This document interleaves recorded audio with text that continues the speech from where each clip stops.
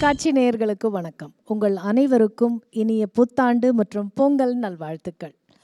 தனி ஒருவனுக்கு உணவில்லையெனில் ஜெகத்தினை அழித்திடுவோம்னு மகாகவி பாரதி சொன்ன வரிகள்ல இருந்தே உணவு அப்படிங்கிறது எல்லோருக்கும் எவ்வளோ முக்கியம்னு நம்ம எல்லாருக்குமே தெரியும்.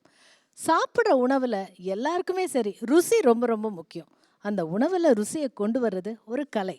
அதனால தான் ருசியா சமைக்க தெரிஞ்சவங்கள சமையல் கலைஞர்கள்னு சொல்றோம். இன்னும் ஒரு படி மேலே போய் சமையல் கலை வல்லுநர்கள்னு சொல்றோம்.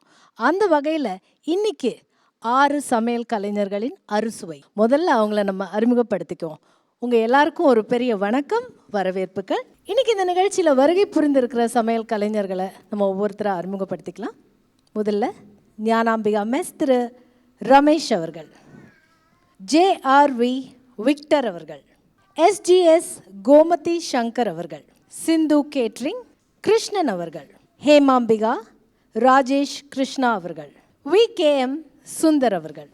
இன்னைக்கு இந்த நிகழ்ச்சியில் இந்த 6 அறுசுவை மன்னர்கள் மட்டும் இல்லை, இவங்களுடைய சமையலை ரசித்து ருசித்து சாப்பிட்ட இவங்களுடைய ரசிகர்கள்னு கூட சொல்லலாம். ஆடியன்ஸ் வந்திருக்காங்க. ஸோ அவங்கக்கிட்ட இன்றைக்கி அவங்க சமைச்சு தர சொல்லி கேட்க போகிறாங்க.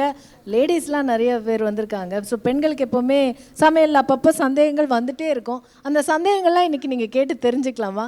ஸோ அதையும் கேட்டு தெரிஞ்சுக்க போகிறாங்க. இப்படி இந்த நிகழ்ச்சி கலகலப்பான ஒரு நிகழ்ச்சியாக இருக்க போகுது. ஸோ அந்த சமையல் கட்டுக்கு நம்ம போகிறதுக்கு முன்னாடி இன்றைக்கி இங்கே வந்திருக்கிற 6 பேர்கிட்ட சார் உங்களை பற்றி ஒரு சின்ன சின்ன அறிமுகம் எங்களுக்காக. என் பேர் சுந்தர், VKM வி கிருஷ்ணமூர்த்தி என் அப்பா. தஞ்சாவூரில் பிறந்து வளர்ந்து திருத்துறைப்பூண்டியில் வேலை செஞ்சு மெட்ராஸுக்கு வந்தார். வந்தவர்களே எங்கள் தாத்தா நடராஜர்கிட்ட வேலை செஞ்சுட்டு இருந்தார். வேலை செஞ்சுட்டு இருக்கும்போது தொழில் திறமைகள்லாம் கற்றுக்கிட்டு வெளியில் வந்து அவரும் ஒரு கலைஞரானார். கலைஞராகி இந்த ஃபீல்டில் அவருக்கு ஹெல்ப் பண்ணுறதுக்கு என்னையும் அவருக்கு சப்போர்ட்டாக என்னை கூப்பிட்டாரு. ஸோ நான் படிச்சுட்டு இருந்தேன். அப்பா கூப்பிட்றாருன்றது அந்த சாம்பார் ரசம்லாம் அப்படி இழுத்துருச்சு என்ன.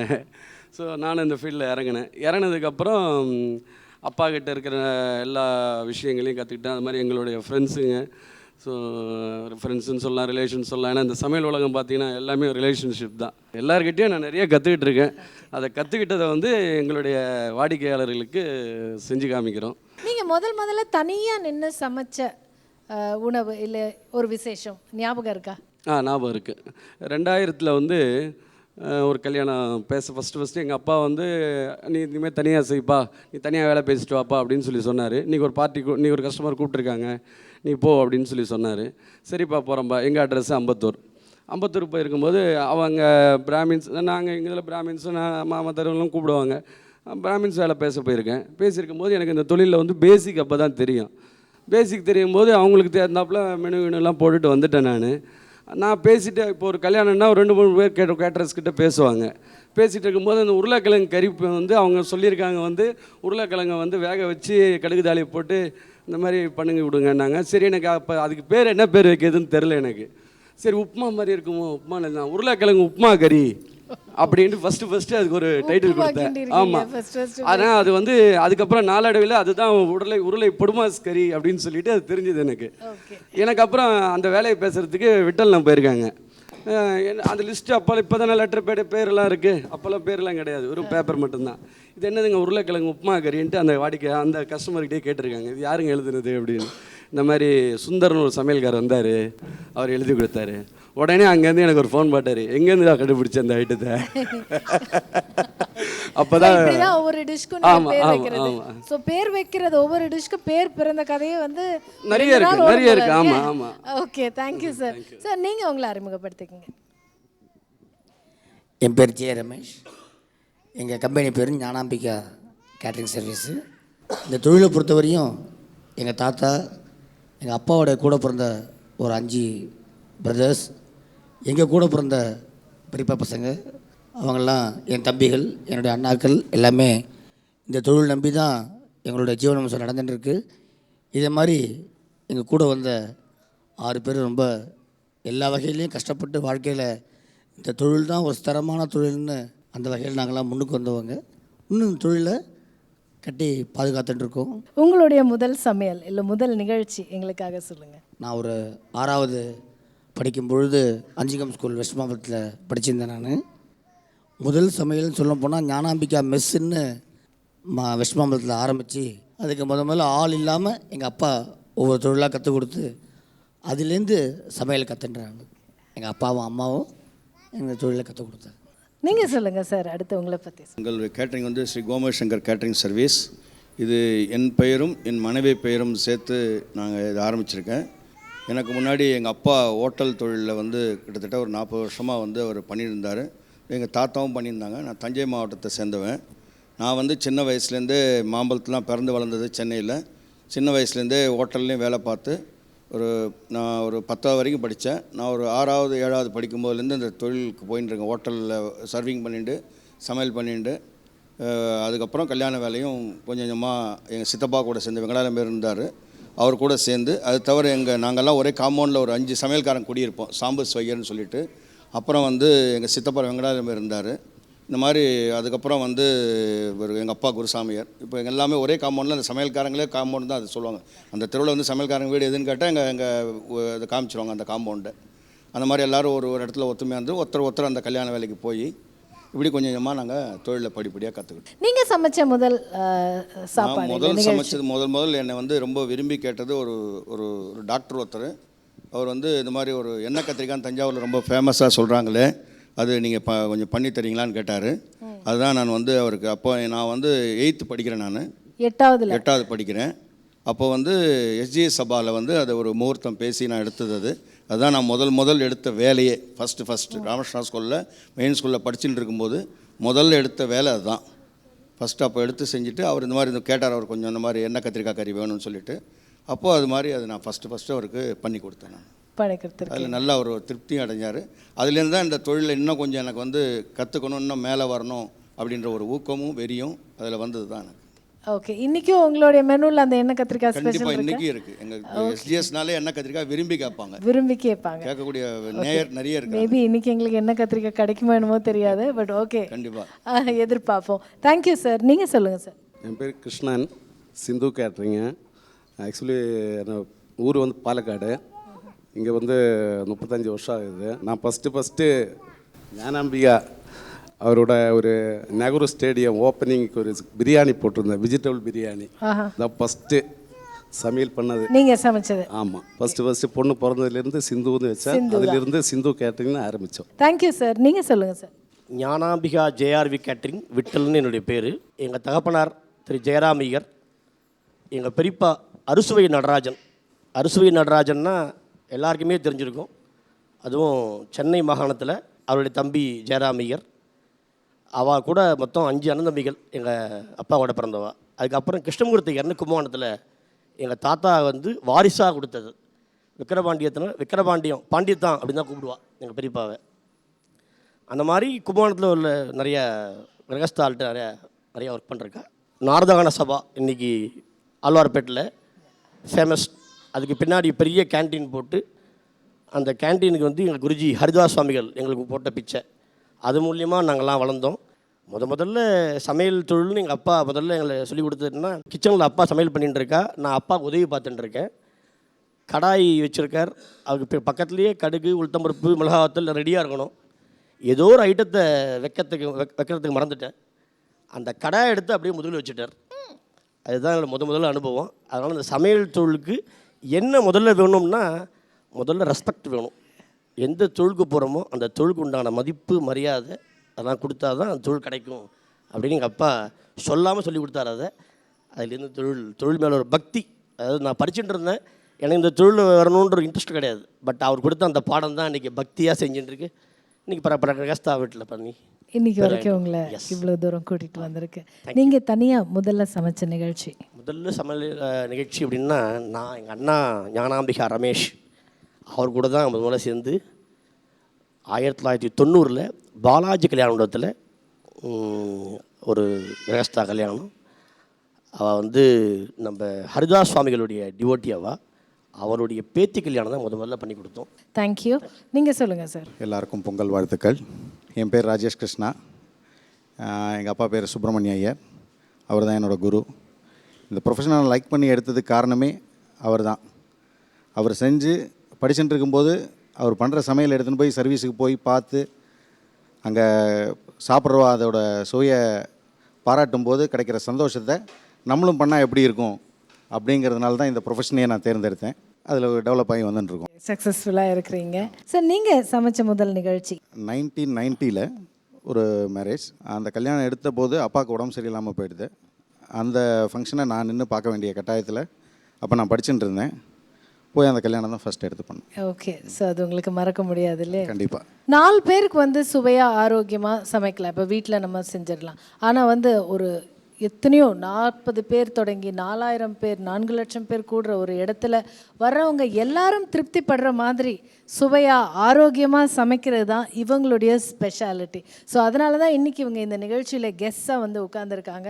இன்னும் நம்ம வந்து ஒரு நிகழ்ச்சிக்கு போகிறோம், அங்கே பேசுகிறோம், சிரிக்கிறோம், கலகலப்பாக இருக்கும், அதுக்கப்புறம் சாப்பிட்றோம், சாப்பாடு நல்லா இருந்தால் சந்தோஷமாக சாப்பிட்டு வீட்டுக்கு வந்துடுறோம். பட் அதுக்கு இன்னொரு சைடு இருக்குது. அதுக்கு எப்படி ப்ரிப்பேர் பண்ணுறாங்க, அதுக்கு எவ்வளோ எஃபர்ட் அண்ட் இதை அதுக்குள்ளே போடுறாங்க, அந்த நிகழ்ச்சி நடக்கிறதுக்கு எவ்வளோ நாளைக்கு முன்னாடி இவங்க டெடிக்கேட்டடாக இவங்களுடைய உழைப்பு வந்து அதில் செலுத்துகிறாங்க அப்படின்னு பார்க்கும்போது அது வந்து ஒரு வியப்பான உலகமாகவே ஒரு அன்ஃபோல்ட் ஆகுது.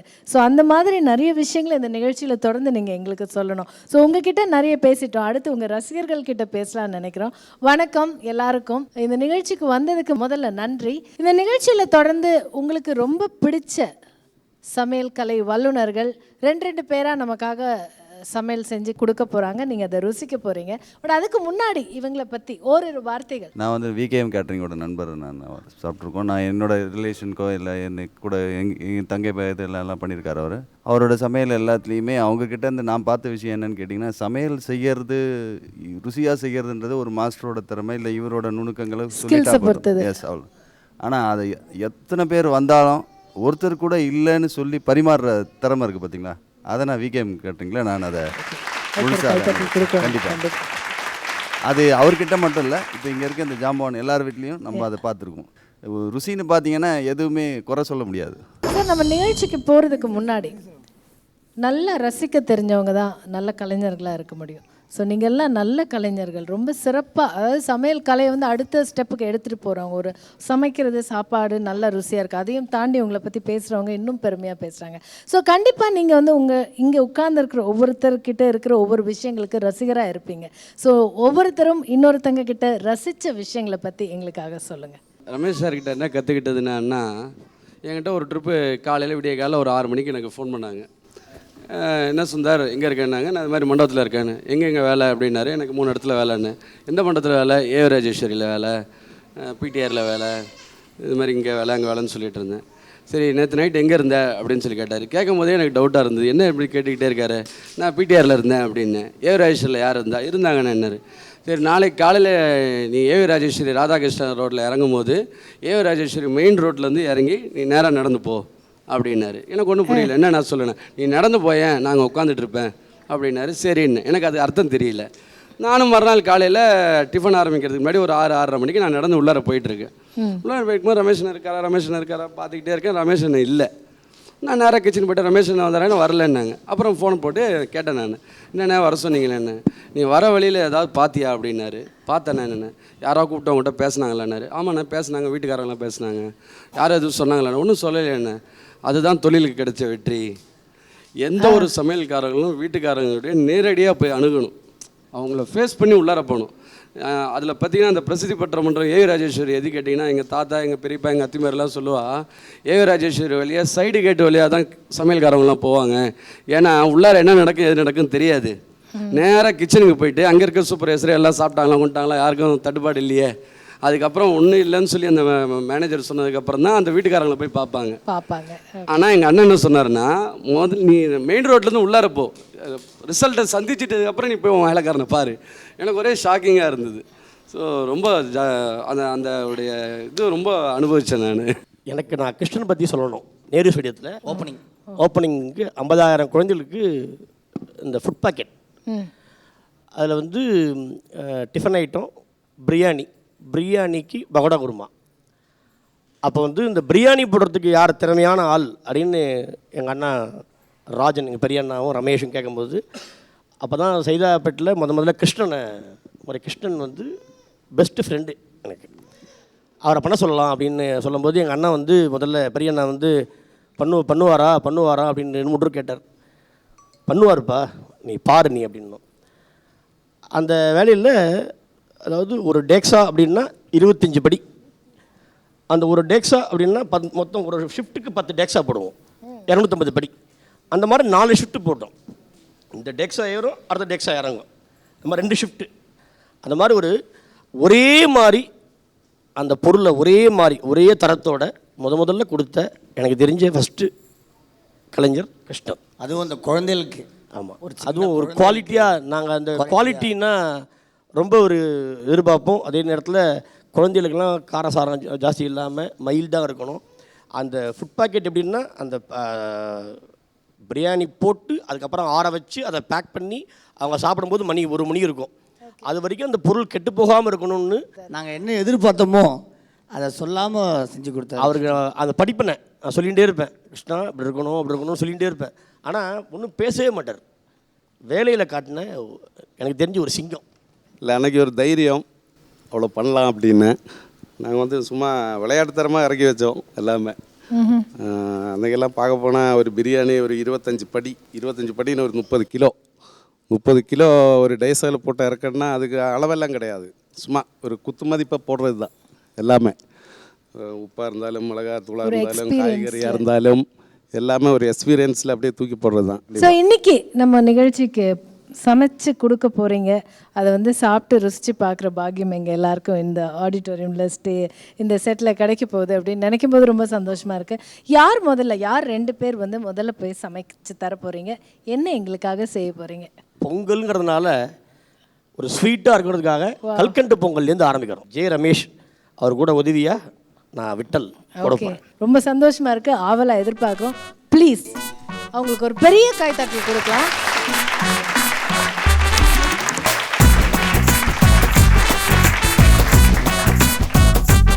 இதுக்கு முதல்ல தேவையான சாமான்கள் பாசுமதி ரைஸ் 1 கப்பு, சர்க்கரை கல்கண்டு ஒரு 2 கப்பு, அதை நல்லா பவுடர் பண்ணி வச்சுக்கணும்.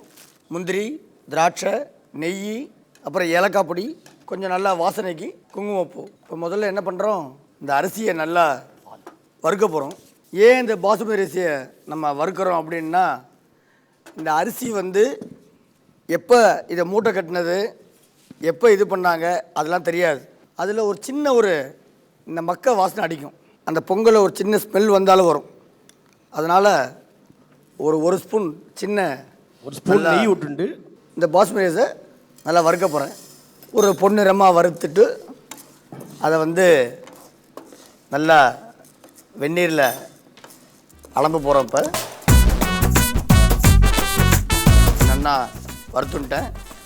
இதை என்ன பண்ண போகிறேன், நல்லா அலம்பிட்டு இந்த பாலில் சேர்க்க போகிறத.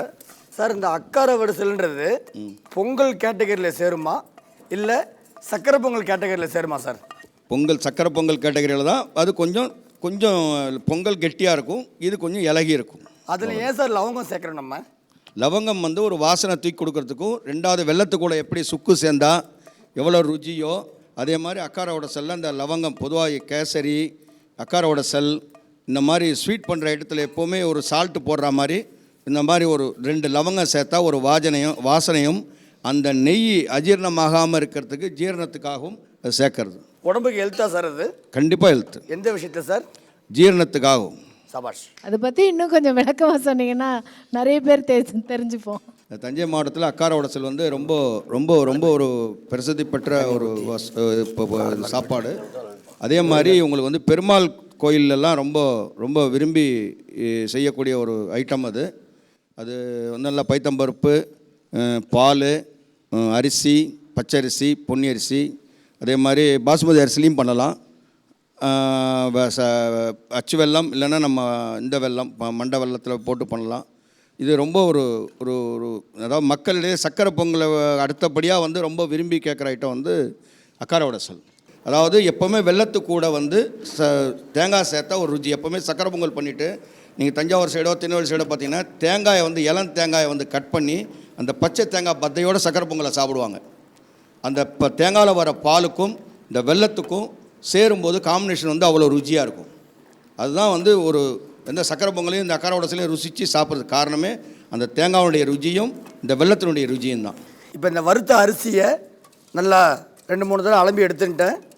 இப்போ இந்த பாலோட இந்த 1 கப்பு பாசுமதி ரைஸ்க்கு ஒரு 1/2 லிட்டர் பால், அது கூட இந்த அரிசியை போட போகிறேன். சிந்து சார்ட்ட வந்து என்ன கேட்கணும் அப்படின்னா, ஒரு பர்சனல் ரொம்ப நாளாக கேள்வி. நாங்கள் சக்கரை பொங்கல், அக்கார விடுசல் அந்த மாதிரி சொல்கிறோம். கேரளாவில் உங்களுடைய அரவணை பாயசம் அதோடைய பெருமையும் அதோடைய மகத்துவமும் அதுவும் இந்த சக்கரை பொங்கல் கேட்டகரியில் ஒரு சேருமா?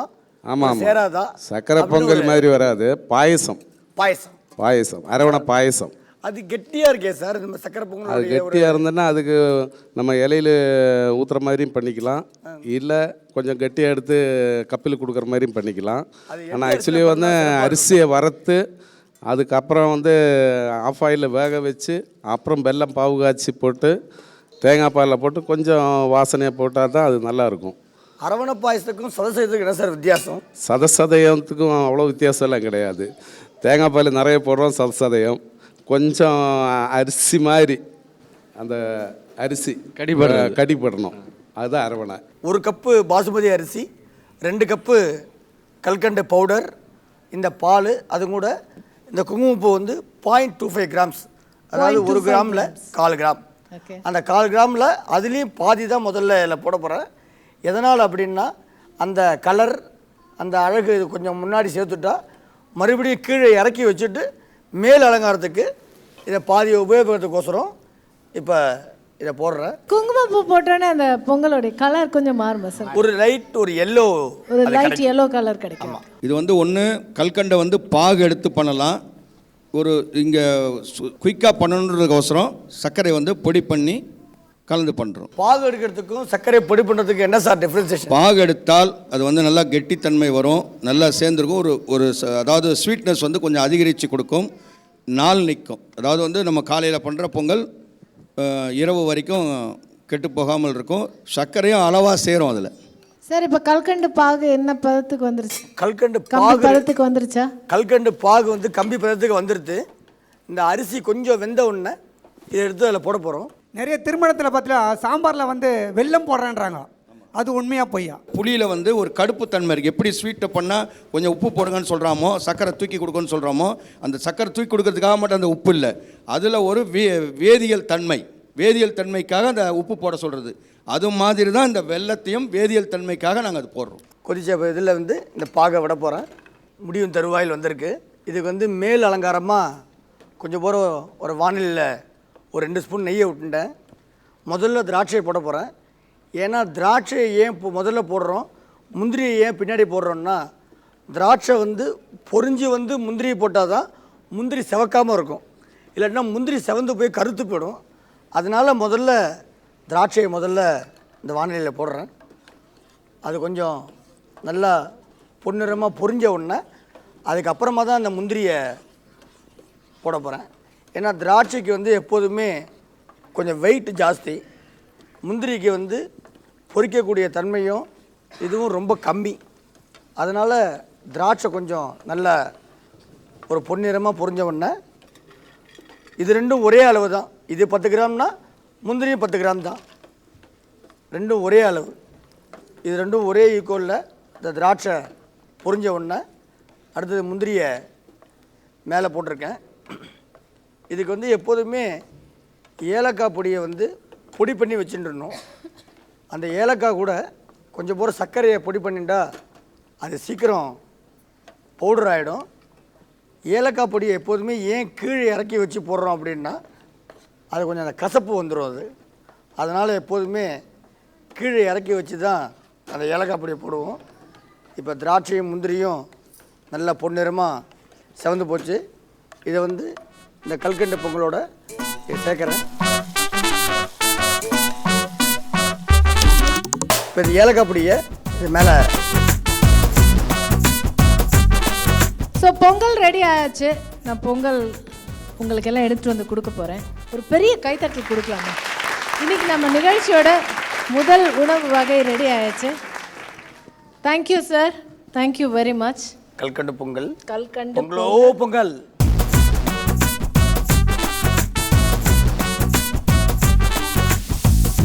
வந்து தஞ்சை காவேரி பாலும் நம்ம வடக்கே பாசுமதி ரைஸும் சேர்ந்து கல்கண்டு பொங்கல் தயார் பண்ணியிருக்காரு. மிக மிக அருமை, குடும்ப பாரம்பரியம் அது. அவங்க பெரியவர்கள் ஆசீர்வாதம் எல்லாமே சேர்ந்து ரொம்ப அருமையாக அமைஞ்சிருக்கு. பாசுமதி பொங்கலை இதுதான் ஃபஸ்ட் டைம் நான் சாப்பிட்றேன். மாதிரி எக்ஸ்ட்ரா ஆர்டினரியாக இருக்குது. நீங்கள் சாப்பிட்டு பார்த்து சொல்லுங்கள். நல்லா இருக்குது. அரவணை மாதிரி இருக்கிறது. அடுத்த வாட்டி அரவணை பண்ணும்போது பாஸ்மதி ரைஸ்லேயே நான் பண்ணது ட்ரை பண்ணுறேன். சாதாரணமாக ஒரு சமையல் கலைஞர் சமைச்சு சாப்பிட்டாலே ரொம்ப நல்லாயிருக்கும். இதில் எங்கள் ரமேஷ் அண்ணாவும் விட்டலனாவும் சேர்ந்து பண்ணியிருக்கிறதுனால இது சொல்கிறதுக்கு வார்த்தையே இல்லை, அவ்வளோ அருமையாக இருக்குது. குழந்தைங்க கிட்ட கேட்டுடலாம். அதுக்கப்புறம் வந்து தாராளமாக கேட்கலாம். ஹலோ, உங்கள் பேர் சொல்லுங்கள். ஐஸ்வர்யா என் பேர். என்ன உங்கள் பேர்? ஐஸ்வர்யா. எப்படி இருக்கு பொங்கல்? நல்லா இருக்கு. சூப்பராக இருக்கா? நல்லா இருக்கா? சூப்பராக இருக்கு. சூப்பராக இருக்கா? ஓகே, நீங்கள் சொல்லுங்கள். என் பேர் அர்ச்சனா. அர்ச்சனா, சொல்லுங்க அர்ச்சனா, எந்த கிளாஸ் படிக்கிறீங்க நீங்கள்? 4th standard. 4th standard. சாப்பிட்டீங்களா? எப்படி இருக்கு? நல்லா இருக்கு, ரொம்ப நல்லா இருக்கு. ரொம்ப நல்லா இருக்கு. ரொம்ப பிடிச்சிருக்கா?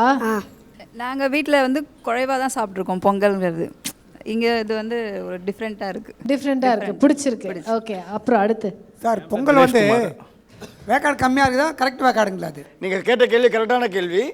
இதை வந்து கொஞ்சம் ஒரு அரை மணி நேரம் ஊறினா இன்னும் நல்லா இருந்திருக்கும். அதாவது பொன்னி அரிசி பொங்கல் குழஞ்சாதான் ருச்சி, பாசுமதி ரைஸ் பொங்கல் இந்த மாதிரி இருந்தால் தான் ருசி. சார் கரெக்டாக. Okay, super. ஓகே, நீங்கள் சொல்லுங்கள். நீங்கள் சாப்பிட்டீங்களா? நல்லா இருந்தது உண்மையிலே. நீங்கள் சொல்லுங்கள்.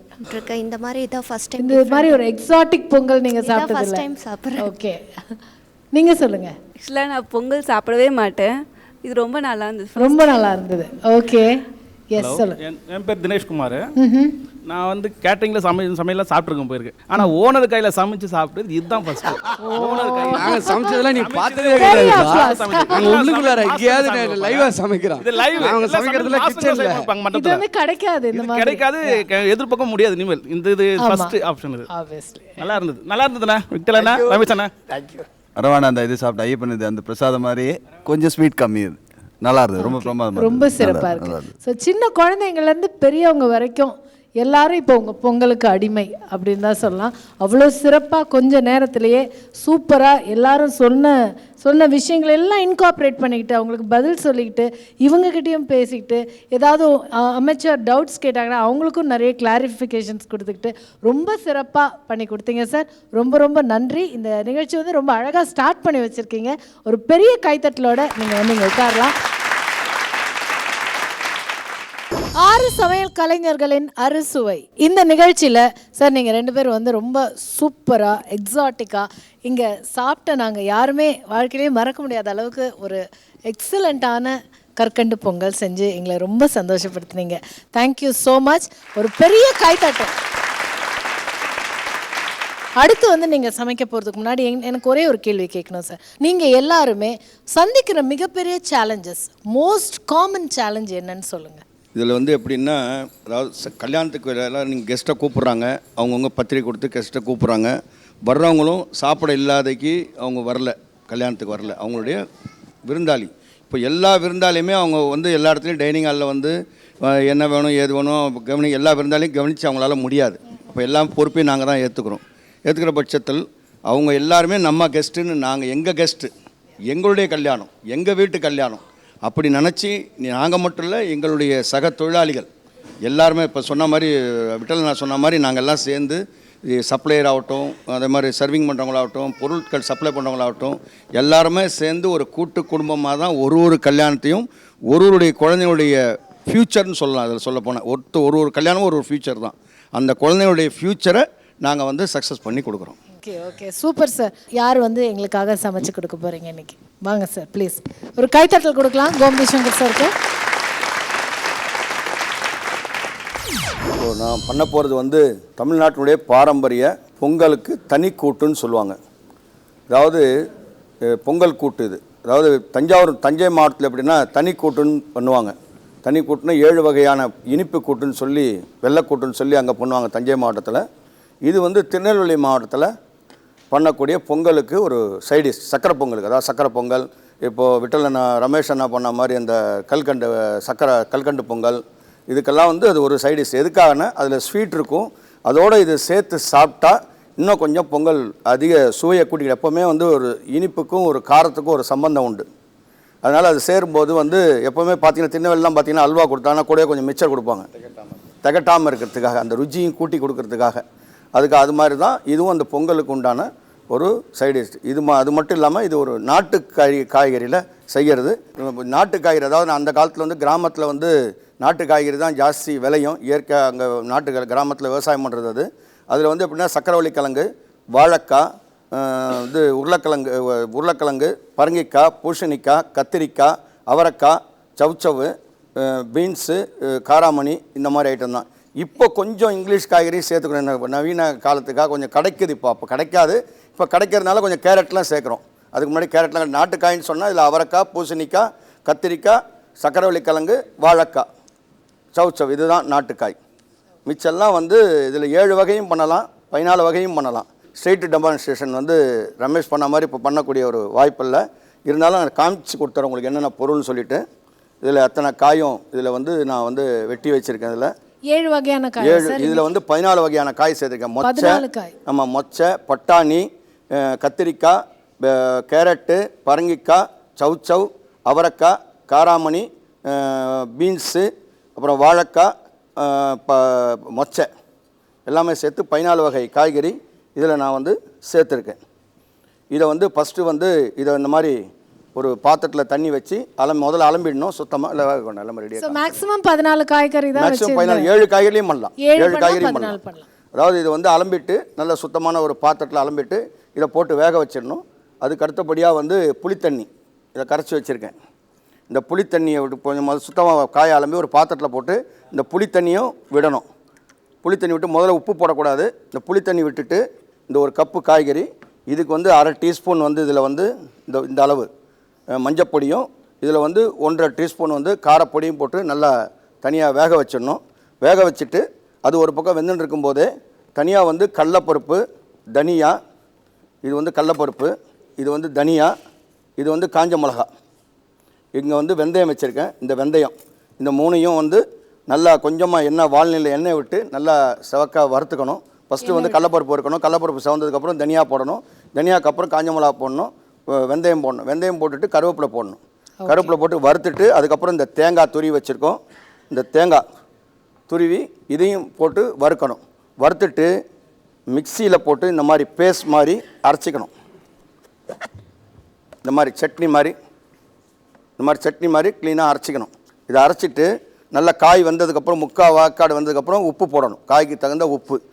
அதே மாதிரி தோரம்பருப்பு இந்த கப்புக்கு வந்து ஒரு 1/2 கப்பு தோரம்பருப்பு இந்த மாதிரி வேக வச்சுக்கணும். இந்த மாதிரி தோரம்பருப்பை வந்து நல்லா ஜலத்தை விட்டு நல்லா கெட்டியாக வேக வச்சு தோரம்பருப்பை வந்து இந்த மாதிரி வேக வச்சுக்கணும். நான் டெமான்ஸ்ட்ரேஷன் பண்ணலை, ஏன்னா உங்களுக்கு எல்லாம் விவரத்தை சொல்லிடுறேன். இது வெந்ததுக்கப்புறம் காய் வந்ததுக்கப்புறம் இந்த அரவையை போட்டு நல்லா 2 கொதி வாங்கி, எனக்கு டைமும் இல்லை அதுக்காக சொல்கிறேன். இந்த வெந்த காய்கறி இந்த இருக்குது, அதையும் காமிக்கிறேன் உங்களுக்கு. வெந்த காய்கறி, இதுதான் வெந்த காய்கறி. இந்த வெந்த காய்கறி கூட இந்த அரைச்சி வச்ச அரவையை போட்டு நல்லா கொதி வாங்கிட்டு அதுக்கப்புறம் இந்த பருப்பை போடணும். இந்த பருப்பை கொஞ்சம், அதாவது இது ஒரு 1/4 கப்பு பருப்பு வேக வச்சு இதோட சேர்த்து ஜாயின் பண்ணி நல்லா கொதிச்சதுக்கப்புறம் பக்கத்தில் இந்த மாதிரி பேன் வச்சு கடுகு, காஞ்ச மிளகா, உளுத்தம்பருப்பு எல்லாம் தாளிப்பு, கருவேப்பிலை எல்லாத்தையும் தாளிப்பு போட்டு இதில் கொட்டிடணும். இதில் கொஞ்சம் தான் எண்ணெய் சேர்க்கணும், வேறு எதுவும் இதில் இல்லை. இது எப்படின்னா இந்த பொங்கல் சாப்பிடும்போது ஒரு அபார ருச்சி. இதில் எப்படின்னா நம்மளில் வந்து பாரம்பரியத்துக்காக இந்த பருப்பு ஜென்ரலாக கூட்டில் பருப்பு சேர்க்க மாட்டாங்க, தோரம்பருப்பு சேர்க்க மாட்டாங்க, பைத்தம்பருப்பு, ஜீரகம், மிளகா சேர்ப்பாங்க. இது பொரிச்ச கூட்டும் கிடையாது. பொரிச்ச கூட்டான்னு கேட்கலாம் திடீர்னு. இது பொரிச்ச கூட்டு மாதிரி இருக்கே. பொரிச்ச கூட்டில் காஞ்ச மிளகாயும் போடலாம், பச்சை மிளகாயும் போடலாம். அது ஒரு ஒவ்வொருத்தருடைய ஒரு சில ஊர் வழக்கத்தை பொறுத்து இருக்குது அது. அதே மாதிரி இப்போ இது பொரிச்ச கூட்டும் கிடையாது. இதில் பொரிச்ச கூட்டாக இருந்தால் நம்ம மிளகு சேர்ப்போம், ஜீரகம் சேர்ப்போம். இதில் அதெல்லாம் கிடையாது. இந்த கூட்டுக்கு தனி ருச்சி உண்டு. அதுதான் இந்த கூட்டு, தயாரான கூட்டு. இது இப்போது சூடாக இருக்குது. அந்த கூட்டுக்கறியில் இதில் இத்தனை காய்கறி சேருது. அந்த உங்கள் பாலக்காடு சைடெல்லாம் தனிப்பட்ட முறையில் பரங்கிக்காய் கூட்டுக்கறி, புடலங்காய் கூட்டுக்கறி அப்படின்னு சொல்லுவாங்க. அந்த மாதிரிக்கு இந்த மாதிரிக்கு என்ன வித்தியாசம்? இல்லை, கூட்டுக்கறிங்கிறது 2 காய் தான்.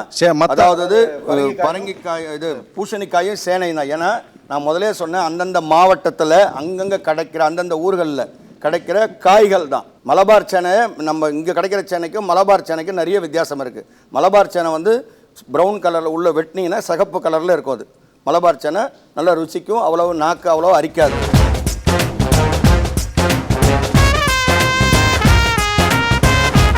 இப்போ வந்து இந்த கூட்டு காய் வந்துருக்கு. பொங்கலுக்கு உண்டான கொப்பி கூட்டுன்னு சொல்லுவாங்க. இதை திருநெல்வேலி மாவட்டத்தில் கொப்பி கூட்டுன்னு சொல்லுவாங்க.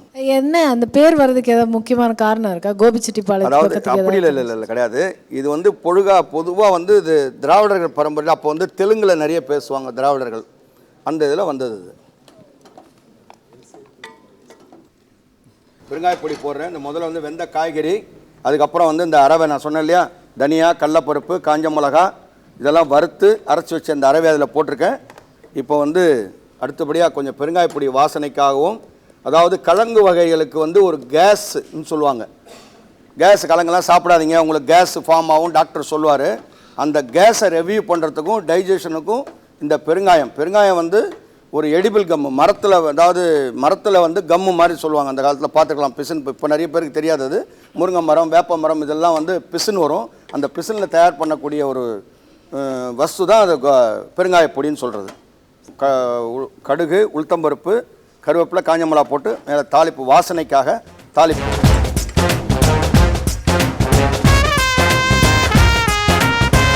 காய்கறி ஒரு தடவை சொல்லிடுறேன். சக்கரவள்ளி கிழங்கு, வாழைக்காய், பரங்கிக்காய், பூசணிக்காய், உருளைக்கிழங்கு, கத்திரிக்காய், கொஞ்சம் பச்சை மிளகாய், இது காராமணி, பீன்ஸு, அவரைக்காய், கேரட்டு, சவுச்சவு, குடமிளகா, இது எவ்வளவும் இதில் இப்போ வந்து அதில் போட்டிருக்கு. இது தவிர மொச்சையும் பட்டாணியும், பச்சை பட்டாணி, பச்சை மொச்சை, அதாவது மொச்சையில் வந்து காஞ்ச மொச்சை இருக்கும். இந்த பொங்கல் சீசனில் பார்த்தீங்கன்னா ஒரு 2 மாதத்துக்கு வந்து இந்த மாதிரி பச்சை மொச்சை கிடைக்கும். அந்த பச்சை மொச்சை இதில் போட்டிருக்கு. இது காஞ்ச மொச்சை விட இது ஒரு நல்ல ஒரு ருச்சி, ரொம்ப சாஃப்டாக இருக்கும். பட் காஞ்ச மொச்சை வந்து கொஞ்சம் ஹார்டாக தான் இருக்கும். என்ன தான் நம்ம ஊற வச்சு வேக வச்சாலும் ஹார்டாக தான் இருக்கும். இந்த டேஸ்ட்டும் இந்த சாஃப்ட்னஸும் அதில் வராது. இதை தான் ட்ரை பண்ணி காஞ்ச மொச்சைன்னு உங்களுக்கு வந்து கிடைக்கிது. ஸோ இது வந்து ஒரு கப்பு, இந்த ஒரு கப்பு அளவை கிட்டத்தட்ட வந்து இதில் கூட்டு பண்ணால் ஒரு குறைஞ்சது ஒரு 5 பேர் சாப்பிட்லாம், 5லேருந்து 6 பேர் சாப்பிட்லாம். இதுக்கு வந்து ஒரு மூடி தேங்காய் துருவல், இது ஒரு கப்பு தேங்காய் துருவல். இதுக்கு வந்து ஒரு டீஸ்பூன், ஒரு டீஸ்பூன், 1.5 டீஸ்பூன் வந்து கடலப்பருப்பு, ஒரு 3 டீஸ்பூன் வந்து தனியா, ஒரு 6 காஞ்ச மிளகா, ஒரு 1/4 டீஸ்பூன் வெந்தயம். இதை வந்து வறுத்துக்கணும். வறுத்துட்டு கொஞ்சமாக எண்ணெய் விட்டு ஃபஸ்ட்டு வெந்தயத்தை போடணும், 2வது கடலப்பருப்பு போடணும், அதுக்கப்புறம் தனியா போடணும், அதுக்கப்புறம் காஞ்ச மிளகா போடணும். போட்டு நல்லா வறுத்துடணும், வாசனை வர அளவுக்கு வறுத்துட்டு அதுக்கப்புறம் தேங்காயும் அது கூட சேர்த்து வறுத்துடணும். வறுத்துட்டு இதை வந்து மிக்சியில் இந்த மாதிரி பேஸ்ட்டாக சட்னி மாதிரி அரைச்சிக்கணும். அரைச்சிட்டு அதுக்கப்புறம் வந்து இந்த காயை வந்து அரைச்சி தனியாக வச்சுக்கணும். இது ஒரு போர்ஷன். அதுக்கப்புறம் தாளிப்புக்கு வந்து கடுகு, காஞ்ச மிளகா, உளுத்தம்பருப்பு, இது தாளிப்புக்கு உண்டான சாமான். இது கடைசியாக போடுறது. இதுக்கு அதுக்கு உண்டான எண்ணெய், இதையும் தனியாக வச்சுக்கணும். இந்த காய் தவிர உப்பு, மஞ்சப்பொடி, தனி மிளகாத்தூள், இது 3 ஐட்டமும் வச்சுக்கணும். இது எப்படின்னா புளி வந்து ஒரு எலுமிச்சம்பழம் அளவு, சின்ன எலுமிச்சம்பழம் அளவு புளி ஊற வச்சு கரைச்சி கொஞ்சம் தண்ணி வச்சுக்கணும். இந்த கப்பில் வந்து ஒரு கப்பு புளி தண்ணி வச்சுக்கணும். வச்சுட்டு அதுக்கப்புறம் இந்த காயை வந்து வேக போட்டுட்டு இந்த புளி தண்ணி ஊற்றிட்டு கொஞ்சம் தண்ணி பத்தலைன்னா இந்த காயிலே கொஞ்சம் தண்ணி வரும், இன்னும் கொஞ்சம் தண்ணி ஊற்றிக்கலாம், வேக வச்சிடலாம். வெந்ததுக்கப்புறம் இந்த அரைச்ச உப்பை போட்டணும். உப்பை போட்டுட்டு இந்த அரைச்ச பேஸ்ட்டு அதையும் போட்டு நல்ல இதில் ஒரு பச்சை வாசனை இருக்கும். என்ன தான் வறுத்துருந்தாலும் கொஞ்சம் வாசனை இருக்கும். அதனால் நல்லா ஒரு கொதிக்க விடணும். கொதிக்க விட்டுட்டு அதுக்கப்புறம் கொஞ்சம் பருப்பு, இந்த தோரம்பருப்பு ஒரு கப்பு முதலே வேக வச்சுக்கணும். இந்த மாதிரி அந்த பருப்பையும் இதில் சேர்க்கணும். ஏன்னா சுபகாரியன்றதுனால இதில் வந்து பருப்பு சேர்க்கறது நம்ம தமிழ்நாட்டினுடைய வழக்கம். அதாவது பைத்தம்பருப்பு சேர்க்க மாட்டாங்க, துவரம்பருப்பு சேர்ப்பாங்க. அதனால் இந்த துவரம்பருப்பு அதில் போட்டுட்டு அதையும் வேக வச்சுட்டு இந்த சாம்பார் அரவையும் போட்டு அதில் வேக வச்சுட்டு அதுக்கப்புறம் நான் சொன்ன மாதிரி கடுகு, உளுத்தம்பருப்பு, காஞ்ச மிளகா, கருவேப்பிலை வாசனை. 2வது அதுக்கும் வந்து ஒரு இரும்பு சக்தி உண்டு, அதுக்கு அதையும் சேர்த்து இதில் போட்டு கொடுத்தா நல்ல வாசனை ருச்சியாக இருக்கும். இதுதான் கோபி கூட்டு. கரெக்டா? ஆமாம், கோபி கூட்டு ரெடி ஆயிடுச்சு. ஒரு கைத்தட்டல் கொடுக்கலாம். ரொம்ப சிறப்பான விளக்கங்களோடு ரொம்ப ஞாபகம் வச்சுக்கிற மாதிரியான ஒரு கோபி கூட்டு ரெடி பண்ணி கொடுத்துருக்காரு. நீங்கள் சாப்பிட்டு பார்த்துட்டு சொல்லுங்கள். ரொம்ப பிரமாதமாக இருக்குது. இந்த தனிக்கூட்டை வந்து எங்கள் தயார் பண்ணி நான் சாப்பிட்ருக்கேன். அந்த ருச்சியோடு இது ரொம்ப பிரமாதமாக இருக்குது. வாழ்த்துக்கள். Okay, great. இதில் ஒரு பிரத்யேகதை என்னென்னா அந்த தனியா வாசம் கொஞ்சம் தூக்கலாக இருக்குது, அதுதான் அதோட பிரத்யேகதை. எங்கள் ஊரில் மசாலா கறின்னு சொல்லுவாங்க, நல்லா இருக்குது. இதுக்கு சிறப்பே வந்து தனியா தான். தனியா வாசனை தூக்கலாக இருந்தால் தான் இந்த எப்படி அரைச்சி விட்ட சாம்பாருக்கு எப்படி தனியா வாசனை ருச்சியோ அது மாதிரி இந்த கூட்டுக்கும் தனியா கொஞ்சம் அதிகமாக இருந்தால் தான், அதிகமாகவும் இருக்கணும், கொஞ்சம் கூடவும் நல்லா வறுக்கணும். வறுத்தா தான் இந்த வாசனையும் கிடைக்கும். எதுக்கு வேணாலும் சாப்பிட்லாம். அந்த சொல்கிற அழகும் செஞ்ச பாங்கும் இதை கொடுத்த ருசியும் அதை சொன்ன அப்படியே மனசில் இருக்குது. ரொம்ப அந்த வயசுக்கேற்ற அந்த பக்குவம், அந்த அழகு, அந்த அறிவு எல்லாமே இந்த கூட்டில் தெரிஞ்சதுனால மாமாவுக்கு என்னோடய பொங்கல் நமஸ்காரத்தை சொல்லிட்டு எங்கள் ஆட்டில் இந்த பொங்கல் கூட்ட எல்லாரும் முன்னிலையிலும் நானும் பண்ணி சாப்பிட போகிறேன். கண்டிப்பாக. ரொம்ப நன்றி நன்றி நன்றி நன்றி. வசிஷ்டர் வாயால் பிரம்மரிஷி பட்டம் கிடைச்ச மாதிரி இருக்கு. இந்த கூட்டில் 14 வகையான காய்கறி சேர்த்துருக்கீங்க. இது வரைக்கும் நான் இந்த மாதிரி ஒரு கூட்டை சாப்பிட்டதே கிடையாது. அந்த அளவுக்கு சூப்பராக இருக்குது.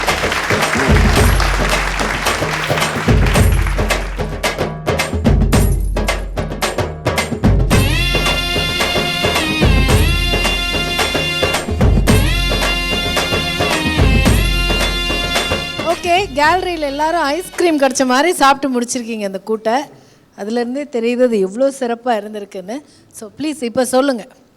பிரமாதமான கூட்டம் மேடம். உண்மையிலே பிரமாதப்படுத்திட்டார்ல. பிரமாதப்படுத்திட்டார். இன்னொரு கைதட்டல் சார், உங்களுக்கு ரொம்ப வாழ்த்துக்கள் சார். பிரமாதமான சார். இது வரைக்கும் சாப்பிட்டதில்ல. அந்த தனியாவோட அந்த டேஸ்ட்டை ஒரு தனி ஃப்ளேவர், அருமையான சார்.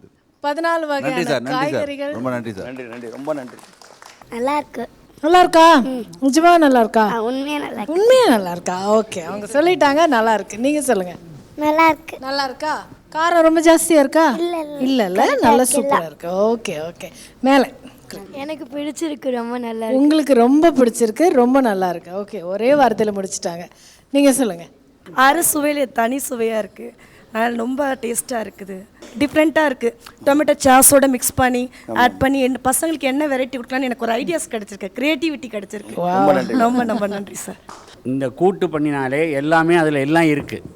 தனியாக ரசம் வைக்க வேண்டியது அவசியமும் கிடையாது. எல்லாமே அதிலே கலந்துருக்கு. எல்லாமே ஆமாம், அதனால் ஒரே ஐட்டமாக எல்லாமே சாப்பிடலாம்.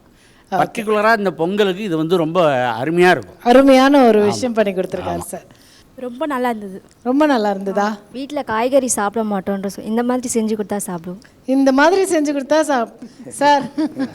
இதே மாதிரி நாங்கள் வீட்டில் போய் செஞ்சு பார்ப்போம், ஆனால் அது அந்த அளவுக்கு டேஸ்ட் வரவே வராது. நியாயமான விஷயம் தான். நாங்கள் எவ்வளோ ட்ரை பண்ணாலும் என்னென்னவோ மிக்ஸ் பண்ணாலும் வரவே வராது. எப்போ சந்தேகம் இருந்தாலும் கேளுங்க, சொல்லித்தரேன். மீண்டும் மீண்டும் சொல்லித்தரத்துக்கு ஆவலாக இருக்கேன். இந்த மாதிரி கூட்டோ இந்த சாம்பாரோ இந்த மாதிரி அரை அரைக்கும் போது அம்மிக்கல்ல அரைச்சி நீங்கள் எவ்வளோக்குள்ளே பழகுறீங்களோ அவ்வளோ நல்லதாக இருக்கும். மிக்சியில் அம்மாவை கேட்டு பாருங்க. மிக்சியில் வந்து அம்மிக்கல்ல அரைச்சிங்க அப்படின்னா தானாகவே சமையல் வந்து இது வந்து சயின்டிஃபிக்காக ஒரு கண்டுபிடிக்கப்பட்ட உண்மை. அது உண்மை மட்டும் எவ்வளோ நீங்கள் அம்மிக்கல்லையும் அம்மியில் வச்சா உடல் உழைப்பு, அதுக்கு தம்ம நம்மளுடைய கவனமும் செதறாது, ரொம்ப அருமையாகவும் இருக்கும், அந்த சூடும் வராது. நேச்சுரலுடைய ஒரு இயற்கையாக ஒரு தயார் பண்ண உணவு எப்படியோ அது மாதிரி கிடைக்கும். அதாவது இந்த மசாலாக்களை அரைக்க தெரிஞ்சாலே சமையல் பண்ண வந்துடும். அரபக்காரன் தான் சமையல்காரன் ஆக முடியும். இது தொழில் ரகசியம், அதை நான் நீங்கள் சொல்கிறேன். யாருமே ஷேர் பண்ணாத ஒரு தொழில் ரகசியத்தை வந்து இன்னைக்கு நீங்கள் ஷேர் பண்ணியிருக்கீங்க. Thank you sir, thank you so much. 6 சமையல் கலைஞர்களின் அறுசுவை இந்த நிகழ்ச்சியில் ரொம்ப அழகாக வந்து முதல்ல ஒரு கற்கண்டு பொங்கல், அதுக்கப்புறம் கொப்பிக்கூட்டு, 2 சூப்பரான டிஷ்ஷஸ் பண்ணி கொடுத்தீங்க. எல்லாரும் வந்து மனசார வயிறார சாப்பிட்டு ருசித்து வந்து அடுத்து என்ன பண்ண போகிறீங்க அப்படின்னு எதிர்பார்த்து காத்துக்கிட்டு இருக்கோம். பட் அடுத்த செக்மெண்ட்டுக்கு நம்ம போகிறதுக்கு முன்னாடி சார் இன்னும் ஒரே ஒரு கேள்வி எனக்கு கேட்கணுன்னு தோணுச்சு. இப்போ பியர் ப்ரெஷர் எல்லா துறையில் வந்து டாப்பில் இருக்கிறவங்களுக்கும் இது கண்டிப்பாக இருக்கும். இப்போ சமையல் துறையை பொறுத்த வரைக்கும் நம் நாட்டு சமையல் அதில் இல்லாத வெரைட்டி கிடையாது, அதில் இல்லாத சுவை கிடையாது, ஆரோக்கியம் அதுதான் அதிகமாக இருக்குது. அப்படி எல்லாமே இருந்தாலும் எப்போவுமே இந்த வெளியில் இருக்கிறதுக்கு மேலே கொஞ்சம் மோகம் ஜாஸ்தியாக தான் இருக்குது. அந்த வகையில் அந்த வெளிநாட்டு சமையல்கள் வந்து இப்போ நிறையவே உள்ளே வந்தாச்சு. அது ஒரு விசேஷ காரியங்களுக்கு கூட ஒரு பீஸா, ஒரு பாஸ்தா இதெல்லாம் வேணுங்கிற மாதிரியான அளவுக்கு அது ரொம்ப ஜாஸ்தி ஆயிடுச்சுன்னு சொல்லலாம். அந்த மாதிரி ப்ரெஷர்ஸை நீங்கள் எப்படி ஹேண்டில் பண்ணுறீங்க? அதை அப்படியே கொடுக்குறீங்களா இங்கே இருக்கிறவங்களுடைய சுவைக்கு ஏற்ற மாதிரி? அது எப்படி அதை பற்றி கொஞ்சம் விலாவரியாக எங்களுக்கு சொல்லுங்களேன். இப்போது எனக்கு தெரிஞ்ச வரைக்கும் பார்த்தீங்கன்னா இப்போ வெளிநாட்டு உணவும் வந்து சென்னையில் குறிப்பாக எல்லாம் நம்ம இந்தியாவில் நிறைய இடத்துல வந்திருக்கு. அவங்களே வந்த புதுசில் பார்த்தீங்கன்னா அந்த வெளிநாட்டு மெத்தடை ஃபாலோ பண்ணி அவங்களால வந்து பிஸ்னஸ் பண்ண முடியல. Very true. அதுக்கப்புறம் அவங்களே வந்து நம்மளுடைய கொஞ்சம் ஸ்பைசி எடுத்துக்கிட்டு அதுக்கப்புறம் தான் வந்து அவங்களுக்கே பிஸ்னஸ் வந்து சக்ஸஸ் பண்ண முடிஞ்சது. ஏன்னா வெளிநாட்டை பொறுத்த வரைக்கும் காரம், உப்பு இதெல்லாம் அவங்க வந்து அவ்வளோ விரும்புறது கிடையாது. அவங்களுக்கெல்லாம் இந்த ரொட்டி இந்த மாதிரி சாப்பிட்டு ஒரு காரம் இல்லாத உணவு சாப்பிட்டு தான் வந்து ஒரு பழக்கம். புளிப்பு இதெல்லாம் அவங்களுக்கு பிடிக்காது. ஸோ அதனால் வந்து நாங்கள் என்ன பண்ணுறோன்னா அதே மாதிரி இங்கே வெளிநாட்டு மோகம் அதை இப்போ இங்கே இருக்கிறவங்களாம் படித்தவங்களாம் ஃபாரின் போயிட்டு வர்றாங்க. இப்போ அங்கே இருக்கிறவங்களாம் பார்த்தீங்கன்னா இட்லி வடை ரொம்ப விரும்புகிறாங்க, அவங்க ஸ்பைசிக்கு விரும்புகிறாங்க. நம்ம ஆளுங்க அங்கே போய் பார்த்தோன்னா அது என்னவோ ஒரு வித்தியாசம். நம்ம பொதுவாகவே நம்ம ஜனங்க எப்படின்னா ஏதோ ஒரு வித்தியாசமாக பார்த்தா அதில் ஒரு அவேர்னஸ் காமிப்பாங்க, ஒரு இது சேரும், ஒரு ஆவல் உண்டாகும் அவங்களுக்கு. அதை பார்த்துட்டு நம்மகிட்ட ஒரு ஆவலாக கேட்குறாங்க. அதையுமே நாங்கள் என்ன பண்ணுறோன்னா இந்த வெளிநாட்டு உணவகம் என்ன பண்ணிச்சோ அதே மாதிரி தான் நாங்களும் சவுத் இண்டியன் ஸ்பைஸ் இதுக்கு தான் மதிப்பு என்றைக்குமே. அந்த சவுத் இண்டியன் ஸ்பைஸ் தான் இன்னும் சொல்ல போனால் வேர்ல்டுலேயே நம்பர் 1ன்னு சொல்லலாம். சவுத் இண்டியன் ஸ்பைசி மாதிரி அதாவது கேரளா, கர்நாடகா, தமிழ்நாடு ஸ்பைசி மாதிரி, இன்னும் சொல்ல போனால் நார்த் இந்தியாவும் சேர்த்துக்கலாம் அதில். அந்த அளவுக்கு இந்தியா ஸ்பைசி மாதிரி வேர்ல்டில் எங்கேயுமே கிடைக்காது. நிஜமாவே ஒரு கைத்தட்டி வந்து பாராட்டுக்களையும் நம்மளுடைய ஆதரவையும் தெரிவிக்க வேண்டிய விஷயம். நீங்கள் சொன்ன மாதிரி இந்த வெளிநாட்டு உணவுகளை பற்றி பேசும்போது உலகம் எங்கேயுமே வந்து இந்த பேட்டன்டட் ஃபுட்ஸ் எல்லாம் வந்து ஒரே டேஸ்ட்டில் தான் இருக்கும். இந்தியாவில் மட்டும்தான் அது இந்தியன்னு மாற்றி கொடுப்பாங்கங்கிறது வந்து ஒரு எல்லாருக்கும் தெரிஞ்ச ஒரு உண்மை தான். ஸோ நீங்கள் வேற நீங்கள் சொல்லுங்கள். இப்போ ரொட்டியோ பீஸாவோ பர்கரோ சாப்பிட்டோம்னா ஜீரணம் ஆகாது. ஏன்னா அந்த தட்பவெப்பத்துக்கு அது கரெக்டாக இருக்கும். லேட் ஆகும். அதே இட்லி பொங்கல் எடுத்துட்டிங்கன்னா உடனே ஜீரணமாகக்கூடியது.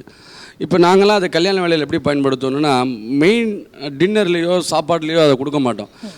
சாயங்காலத்திலேருந்து ஆரம்பித்து அதை டின்னர் ஆரம்பிக்கிறதுக்கு முன்னாடி அதை கொடுத்து முடிச்சிடுவோம். ஸோ அப்போ அது வந்து அந்த கல்யாண வீட்டுக்காரவங்களால் என்ன பண்ண முடியும்னா ஒரு 9 மணி 10 மணிக்கு சாப்பிட்றதுக்குள்ளே அது ஜீரணம் ஆகிடும். அந்த வகையில் இதை கொடுக்குறோம். இன்னொன்று பார்த்தீங்கன்னா வியக்கத்தக்கது எதுன்னு பார்த்தீங்கன்னா வெளிநாட்டவர் வந்து இட்லி சாம்பாருக்கு இயங்கியிருக்காங்க. ஆனால் நம் நாட்டவர் மயங்கினதே கிடையாது இந்த பீஸாக்கும் பர்கருக்கும். கரெக்டு தான் சார். 2 நாள் சாப்பிடலாம், ஒரு நாள் சாப்பிடலாம், அவ்வளோதானே. 3ஆவது நாள் சாப்பிடுவோமா? அப்புறம் எங்கேயாவது இட்லி கிடைக்காத ரசம் சாதம் கிடைச்சா நல்லா இருக்குமே. அதுதான் நம்மளுடைய பாரம்பரியம். So it's very nice. ரொம்ப அழகாக அந்த விஷயத்தை விளக்கி சொன்னீங்க. வித் தட் அடுத்த செக்மெண்ட்டுக்கு போகலாம். எங்களுக்கு அடுத்ததாக யார் சமைச்சு காட்ட போகிறீங்க? இலையடை பண்ண போகிறோம். இலையடை Kerala dish, sweet. Okay. Krishnan Sindhu catering Krishnan sir இலையடை பண்ண போகிறாரு. அடுத்து சார் இளநீர் பாயசம். இளநீர் பாயசம். ஓகே. இலையடை இளநீர் பாயசம். இதுக்கு மேலே வெயிட் பண்ண முடியாதுல்ல? போக சொல்லிடலாமா? கை தட்டல் கொடுத்துருங்க ப்ளீஸ்.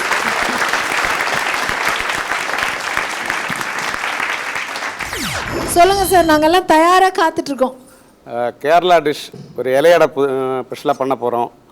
அதில் வந்து அரிசியை வந்து இப்போ அப்படியே வச்சுருக்கோம். ஆனால் ஆக்சுவலி ஊற வைக்கணும். ஊற வச்சு கிரைண்டரில் அரைச்சி எடுக்கலாம். அப்படி இல்லைன்னா அதை வந்து கிரைண்டரில் போட்டு அரைச்சி அதையும் அப்படியே மாவு மாதிரி ஆக்கி இலையில் பண்ணிக்கலாம். அதுக்கு அரிசி வச்சுருக்கோம். அது இங்கே அரைக்க வசதி இல்லாததுனால மாவாக கொண்டு வந்திருக்கோம். என்ன அரிசி சார்? பச்சரிசி. ஓகே. பொன்னி அரிசி.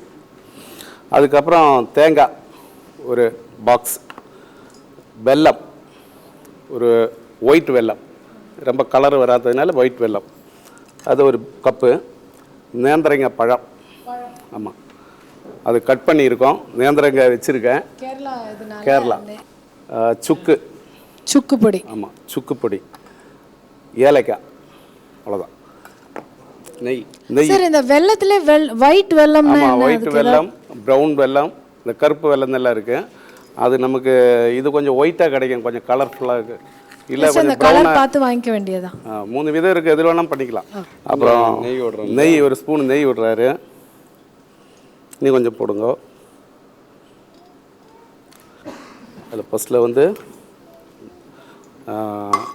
தேங்காய். இது வந்து தேங்காய் கொஞ்சம் வதக்குறோம், நெய்யில் கொஞ்சம் வதக்குறோம்.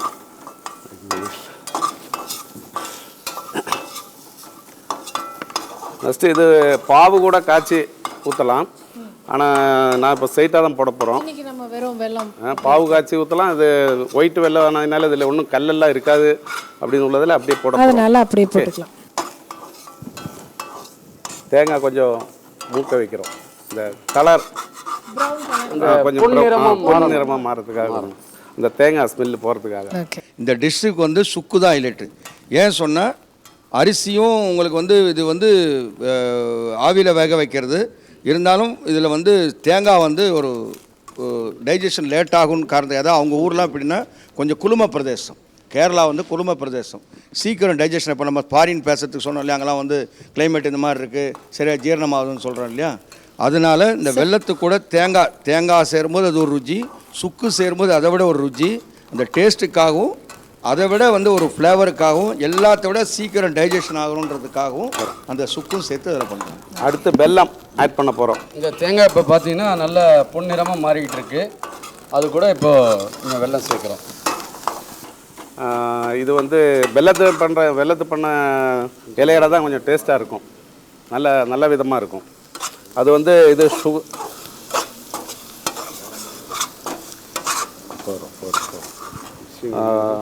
அடுத்து வந்து பழம், நேந்திரம் பழம் சேர்க்குறோம்.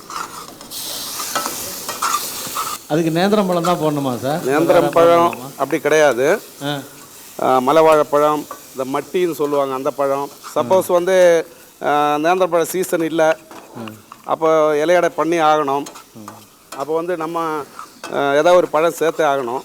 அதனால மலைவாழைப்பழம் இல்லை மஞ்சப்பழம் எது வேணாலும் சேர்க்கலாம். சார் இதில் வாழைப்பழம் மட்டும் போடலாமா இல்லை வேறு எந்த பழமாவது போடலாமா? சக்கை, பழம் நேந்திரம் பழம் பண்ணலாம், மலைவாழைப்பழம் பண்ணலாம், இந்த மட்டி கதலி பழம்னு சொல்லுவாங்க அது பண்ணலாம். அப்படி சக்கை கூட பண்ணிக்கலாம். மாம்பழம் பண்ணலாமா சார்? பலாப்பழம் கூட சேர்க்கலாம் சீசனில். பலாப்பழம் சரி. மாம்பழம் சேர்க்கலாமா சார்? மாம்பழம் சேர்த்தா புளிச்சிரும்ல, இல்லை மாம்பழம் சேர்த்தது இல்லை. இப்போ என்ன ஆட் பண்ணுறீங்களா சார்? ஏலக்காய் பொடி போடுறோம். ஏலக்காய் பொடி ரொம்ப போட்டோன்னா காரமாக இருக்கும் சார். இந்த தைப்பொங்கலுக்கு பொங்கல், சக்கரை பொங்கல், இது மாதிரி கல்கண்டு பொங்கல், பால் பொங்கல் பண்ணுற மாதிரி இப்போ இந்த கேரளா நாட்டில் இந்த இலையடைக்கு என்ன விசேஷம்? கேரளா நாட்டில் விஷுன்னு ஒரு பண்டிகை இருக்குது. அந்த விஷு பண்டிகைக்கு இந்த இலையடை ஒரு ஸ்பெஷல். இந்த இலையடை பஸ்ஸில் பண்ணி இந்த எல்லாமே ஃப்ரூட்ஸு அந்த மாதிரி எல்லாம் டோட்டல் ஃப்ரூட்ஸ் எல்லாம் வச்சுண்டு அது கனிக்கு வச்சுருவாங்க. அந்த கனி பூவெல்லாம் வச்சு இந்த இலையடை வச்சு தான் இலையடை பண்ணுவாங்க. அது இப்போ வந்து நம்ம தமிழ்நாட்டில் இங்கே வந்து ஒரு ஸ்பெஷல் ஐட்டமாக ஒரு இலையடான்னு ஒரு ஸ்பெஷல் மெனுவாக கொடுக்குறோம் எல்லோருக்கும். எல்லா கல்யாணத்தையும் பார்க்கலாம். இதை வந்து ஒரு கப்பில் மாற்றியாச்சு. இது வந்து பூர்ணம் ரெடி. இப்போ இலையடைக்கான பூர்ணம் ரெடி.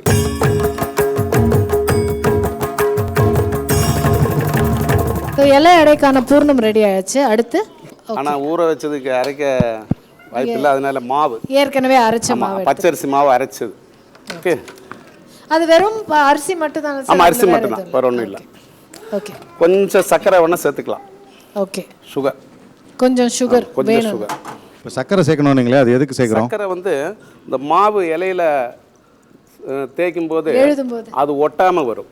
அப்புறம் கொஞ்சம் இலையில ஆயில் தடி இருக்கும். இது எதுக்குன்னா இலையில் அப்படியே ஒட்டாமல் வர்றதுக்கு. இதுலேயும் போடலாம், இல்லை கொஞ்சம் ஆயில் மாவுலேயும் போடலாம். மாவு ஒரு கரண்டி வச்சுட்டோம். அணியிறார், அணியில. இந்த மாவு என்ன பதத்தில் இருக்கணும் சார்? மாவு வந்து நைஸாக இருக்கணுமா? ரொம்ப நைஸாக இருக்கும் மாவு. தோசை மாவு பதத்தில் இருக்கணும். தோசை மாதிரி. இப்போ தோசை மாவோட கொஞ்சம் நைஸு வேணும். இதை வந்து தோசை மாவு மாதிரி தேய்க்க வேண்டியதுதான். இது இங்கே அந்த தேய்க்கிறது வாட்டம் இல்லாததுனால அப்படியே வச்சு தேய்க்கிறோம். ஓகே, இதில் வந்து அப்புறம் பூர்ணம் வச்சுக்கோ சொந்தம். வை இன்னொரு ஸ்பூன். அவ்வளோதான், பூர்ணம் வச்சுட்டோம். அதை வந்து ரெண்டாக மடக்கிறோம். ப்ளஸ் வந்து இப்படி ஒன்று மடக்கிறோம். அப்புறம் இந்த சைடு ஒன்று மடக்கிறோம். ப்ளஸ் வந்து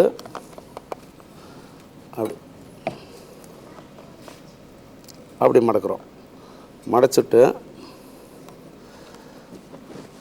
அப்படியே எடுத்து வச்சிடறோம். பழைய காலத்தில் மந்தார இலை தான் பண்ணுவாங்க. இப்போ மந்தார இலை கிடைக்கிறது இல்லை, அதனால வாழை இலை ஆக்கிட்டோம். ஓ, இது ஒரிஜினலாக மந்தார இலை. சயின்டிஃபிக்காக மந்தார இலைக்கு ஏதாவது விசேஷம் உண்டா சார்? இந்த விஷு காலத்தில் மந்தார இலை நிறைய கிடைக்கும். அது கேரளாவில் வந்து மந்தார இலை தான் ஸ்பெஷல். அது அங்கே தான் நிறைய பார்த்துருக்கேன். அதில் பண்ணால் அந்த இலையோட வாசனை கும்மன்னு இருக்கும். அதாவது எழுதுறதுல 2 வகை இருக்குது. அவர் கொலக்கட்டைக்கு இப்போ எழுதியிருக்காரு. இதே மாதிரி அடப்பிரதமன் சொல்லி கேரளாவில் ஒரு பாயசம் பண்ணுவாங்க. அதுக்குமே அடை எழுதுறது தான். அதுக்கு இதே மாதிரி அரைச்சி அதில் வெள்ளத்தை போட்டு கரைச்சிட்டு 4 விரல் அப்படி மாவு எடுத்துட்டு இந்த வாழை இலையில கட் பண்ணி இப்படி எழுதுவாங்க. எழுதி அதை சுருட்டி ஆவியில் வேக வைப்பாங்க. அதுக்கப்புறம் தான் அதை பால் காய்ச்சி பாலில் போடுவாங்க. இப்போல்லாம் வந்து எழுதுறது பாலடை பண்ணுறது வந்து பச்சரிசி அரைக்கணும். பச்சரிசி அரைச்சி கோலம் போடணும். கோலம் போட்டு சுருட்டணும். சுருட்டின ஒருபாடு அதேமாதிரி ஆவியில் தண்ணியில் போட்டுறணும்.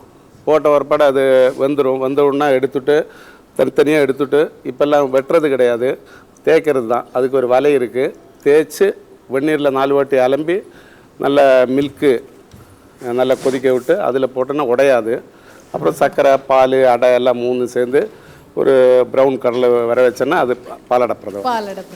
ஓகே, இப்போ அடை வந்து ரெடி ஆயிடுச்சு. இல்லை, அடை வந்து ஆவியில் வச்சுருக்கேன். அது கொஞ்சம் வேகணும். எப்படி ஒரு 10 நிமிஷம் ஆகும். ஓகே, ஸோ அது வேகிறதுக்குள்ள சார் நீங்கள் உங்களுடைய ஐட்டம் என்னென்னு சொல்லுங்க. ஓகே, அது பண்ண ஆரம்பிச்சிடலாமா? இளநீர் பாயசம் இது நான் கண்டுபிடிச்சதில்ல, கற்றுக்கினது. அதாவது எங்கள் சார் ராஜாசங்கர் சார், கேபி சார்லாம் எங்கேயோ போய் சாப்பிட்ருக்காங்க. ஒரு கல்யாணத்தில் சாப்பிட்டோம்ப்பா. அந்த கல்யாணத்தில் வந்து இளநீர் பாயசம்னு ஒன்று கொடுத்தாங்க. அந்த பாயசம் நீ நாளைக்கு என் பொண்ணு கல்யாணத்தில் போட்டுருன்னாங்க. எனக்கு ஒன்றும் தெரியல, எனக்கு புரியல. அப்புறம் ரமேஷன் எனக்கு ஃபோன் பண்ணி கேட்டேன். அவர் ஒரு மெத்தட் சொல்லி கொடுத்தாங்க. அந்த மெத்தட்லேருந்து நம்ம எப்படி மாடிஃபிகேஷன் பண்ணுவோம்னு சொல்லிட்டு ஒரு பாயசத்திற்கு என்ன சுவை வந்து இனிப்புலையும் என்ன மெத்தட் சொன்னார், நீங்கள் என்ன அவர் சொன்ன மெத்தட் பார்த்தீங்கன்னா, ஒரு பாயசத்தை நல்லா பாலை நல்லா காய்ச்சிட்டு அந்த பாயசத்துக்கு உண்டான வெல்லமும் சக்கரமும் ஏதாவது ஒன்று சேர்த்து பாயசமாக பண்ணிவிடு அப்படின்னு சொல்லி சொன்னார். மேலோட்டம் வந்து இளநீரோட இதில் போட்டு தேங்காய் பால் புழிஞ்சு போடுனாரு. நான் என்னுடைய நாலேஜுக்கு ஏற்ற மாதிரி ஒரு பாயசத்துக்கு ஸ்வீட்டு 100%, அதில் ஒரு 50% சர்க்கரையிலையும் 50% வெல்லத்துலேயும் கொடுக்கலாம். ஸோ அந்த சுவை எப்படி இருக்கும் அப்படின்னு சொல்லி பார்க்குறதுக்கு ட்ரை பண்ணேன். ஸோ நல்லா ரீச் ஆச்சு. பால் பார்த்தீங்கன்னா ஒரு 1 லிட்டர் பால் வீட்டில் ரொம்ப ஈஸியாக செய்யலாம். எனக்கெல்லாம் ஃபோன் பண்ணி நிறைய யூஎஸ்லேருந்து சிங்கப்பூர்லேருந்துலாம் ஃபோன் பண்ணி கேட்பாங்க. அங்கெல்லாம் வந்து இந்த சவுத் இண்டியன்ஸ் கூப்பிட்டு இந்த ஃபெஸ்டிவல்லாம் நடக்குது, நீங்கள் எனக்கு ஏதாவது ஒரு ஐட்டம் சொல்லிக் கொடுக்கணுன்னாங்க. ஒருத்தருக்கும் நான் இந்த இளநீர் பாயசம் செய்வது எப்படின்னு தான் சொல்லிக் கொடுப்பேன். அதை அவங்க வீட்டில் செஞ்சு எடுத்துகிட்டு போய் காமிச்சு பரிசெல்லாம் வாங்கியிருக்காங்க, எனக்கு ஃபோன் பண்ணி சொல்லுவாங்க. ஸோ அது பெருமை வந்து எங்கள் அண்ணனை சேரும். பால் நல்லா அதாவது ஒரு 1/3 அப்படின்னு சொல்லுவோம் நாங்கள். 1 லிட்டர் பால் வந்து ஒரு 300 ml பால் ஆகிற வரைக்கும் காய்ச்சணும். ஓகே, காயும் போது இந்த சர்க்கரையை வந்து கொஞ்சம் கொஞ்சமாக அதில் இந்த ஸ்வீட்டை செலுத்திக்கிட்டே இருக்கணும். இந்த இளநீர் பாயசத்துக்கு தேவையான பொருள் பார்த்திங்கன்னா பால், சர்க்கரை, வெல்லம், தேங்காய் பால், இளநீரோட வழுக்க, ஏலக்காய் பொடி. ஸோ இதுதான் ஒரு இளநீர் போட மாட்டீங்களா? சேவில வழுக்க மட்டும் சேர்ப்பீங்களா இல்லை அந்த தண்ணி ஊற்றுவீங்களா? தண்ணி தேவைப்படாது, ஆனால் அந்த தண்ணியில் தான் அந்த வழுக்க இருக்கணும். அந்த வழுக்கப்போ வந்து எப்படின்னா பாயசம் ரெடி ஆனதுக்கப்புறம் தான் அந்த வழுக்கையை மேலோட்டம் போடுவோம். இளநீர் பாயசம் எதுக்காக சொல்கிறோன்னா, அந்த தேங்காய் பால் இருக்குது பார்த்தீங்களா, இந்த தேங்காய் பால் அதில் செலுத்துவோம். நல்லா ரப்படி அடிச்சுட்டு சர்க்கரையோடு கொடுத்து 50% ஸ்வீட் ஆனதுக்கப்புறம் அது இறக்கி வச்சு ஆறினதுக்கப்புறம் தான் இந்த வெள்ளைப்பாகை வடிகட்டி விடுவோம். அதில் வடிகட்டி விட்டதுக்கப்புறம் அது ஃபுல்லாக ஆறினதுக்கப்புறம் தான் தேங்காய் பாலே விடுவோம், இல்லாட்டி திரியாக போயிடும். அதை வந்து அதுக்கப்புறம் வந்து இந்த பாயசத்தை வந்து ஹாட்டாக சாப்பிட்ற காட்டிலையும் கூலிங்காக சாப்பிட்றது ரொம்ப நல்லாயிருக்கும், குளிராக சாப்பிட்றதுக்கு ரொம்ப நல்லாயிருக்கும். பால் நல்லா காஞ்சிருச்சு, இதை நான் இப்போ ஆற வைக்கிறேன்.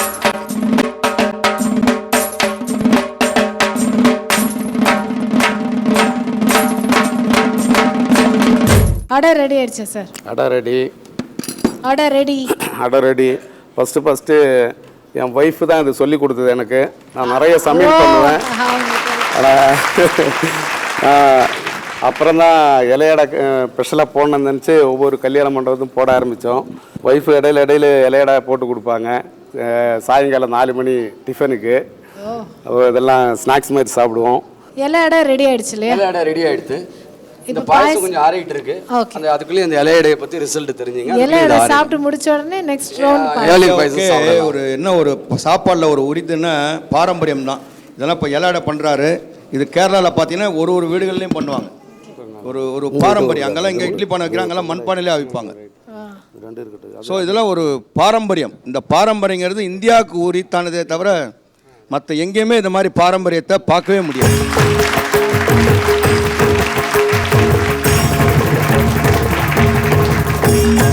நாலு பேரும் சாப்பிட்டு பார்த்து எப்படி இருக்குன்னு சொல்ல போகிறாங்க. சார் சட்டன் இலையடை ஒரு பிடிச்சோ. ஓ இலையோட சிரிச்சுட்டு இருக்கோம். தேங்க்யூ. சூப்பராக இருக்குது, ஃபஸ்ட் கிளாஸாக இருக்குது. தேங்க்யூ. இந்த இலை அடை அப்படிங்கிறது நான் முதல்ல இப்போ தான் சாப்பிட்றேன். எங்கள் அம்மா தேங்காய் போலி பண்ணி சாப்பிட்ருக்கேன். இந்த தேங்காய் பூரணத்தை வச்சு எங்கள் அம்மா கொரக்கட்டை பண்ணிருக்காங்க. ஆனால் இலை அடை அப்படிங்கிறது முதல்ல நான் இப்போ தான் இந்த இலையில வேக வச்சதை இப்போ தான் நான் முதல்ல டேஸ்ட் பண்ணுறேன். ரொம்ப அருமையாக இருக்குது. கிருஷ்ணன் சார் അടിപൊളിയായിട്ടുണ്ട്. Super sir, thank you. First class. Okay, எல்லாரும் எல்லா இடம் சாப்பிட்டீங்கல்ல, சொல்லுங்க இப்போ சொல்லுங்க எப்படி இருக்கு? ரொம்ப சூப்பராக இருந்தது சார். அதில் வெள்ளத்தோட டேஸ்ட்டும் சரி, அந்த சுக்கோட மனமும் சரி, எல்லாமே கிளியராக தெரிஞ்சது. சாப்பிட்றது வந்து உள்ளுக்குள்ளே போகிறதே தெரியலை, அந்த அளவுக்கு இருந்தது. அம்மா பண்ண மாதிரி இருக்கா? அம்மா பண்ணதோட எங்கள் அப்பா பண்ண சூப்பராக இருக்கு. அம்மா பண்ணதோட அப்பா பண்ண சூப்பராக இருக்கு. ஓகே, எங்களுக்கு கல்யாணம் ஆகி ஒரு 6 மாதம் ஆச்சு இப்போ வரைக்கும். இது வரைக்கும் அப்பா சமைச்சு சாப்பிட்டதில்ல. இதுதான் ஃபர்ஸ்ட் டைம். ஓ wow, Impress. Very much very much. Thank you. இப்போ இந்த ரபடி அடித்த பால் வந்து பார்த்தீங்கன்னா நல்லா ஆறிடுச்சு, நல்ல சில்னஸும் ஆயிடுச்சு. இப்போ இது கூட இப்போ அந்த 50% சர்க்கரையை சேர்த்தோம் இல்லையா, இப்போ வந்து அதோட ஸ்வீட் ஃபுல் பண்ணுறதுக்கோசம் வெல்லம் சேர்க்குறோம். வெல்லத்தை வந்து வடிகட்டி தான் சேர்க்கணும், வெள்ளை பாகு. பாயசத்துக்கு உண்டான 100% ஸ்வீட்டு இப்போ இதில் ஏறிடுச்சு. ஏறினதுக்கப்புறம் அந்த தேங்காய் திருவுனதை வந்து இதை வந்து ஒரு துணியிலையோ ஒரு இதில் வந்து கொஞ்சம் வெந்நீர் விட்டு நல்லா திக்காக பால் எடுத்து வச்சுக்கணும். எடுத்ததும் இதில் வந்து நம்ம தேவையான அளவுக்கு அந்த பாலை சேர்த்துக்கணும். அப்போ தான் அந்த இளநீரோட ஃப்ளேவர் தெரியும். கடி போடும்போது மட்டும்தான் அந்த இளநீரோட வழுக்க தெரியும். வழுக்கையே இல்லாதவங்களுக்கு போய் அந்த பாயசம் போய் சேர்ந்துச்சுன்னா ஃப்ளேவர் தெரியுன்றதுக்கோசம் தான் இந்த தேங்காய் பால் செலுத்துகிறோம். இதில் வாசனைக்கு ஏலக்காய் தூள், இந்த இளநீரோட வழுக்கை இருக்கு இல்லையா, இந்த வழுக்கையை வந்து மேலோட்டு இப்படி போட்டுற வேண்டியது. சோ அது இளநீர் வழுக்கி வந்து அதுல மிக்ஸ் பண்ணிடுறீங்க. லாஸ்ட் கட் பண்ணதை வந்து அந்த பாயசத்தில் சேர்த்து வாட்டரோட மிக்ஸ் பண்ணுறோம். ஆமாம், இது ஒரு அதாவது அண்ணா வந்து பொங்கல் வந்து ஹாட்டாக கொடுத்தாரு, அடுத்து வந்து அவர் கூட்டு ஹாட்டாக கொடுத்தாரு, இவர் வேக வச்சதை வந்து இலையடை கொடுத்தாரு.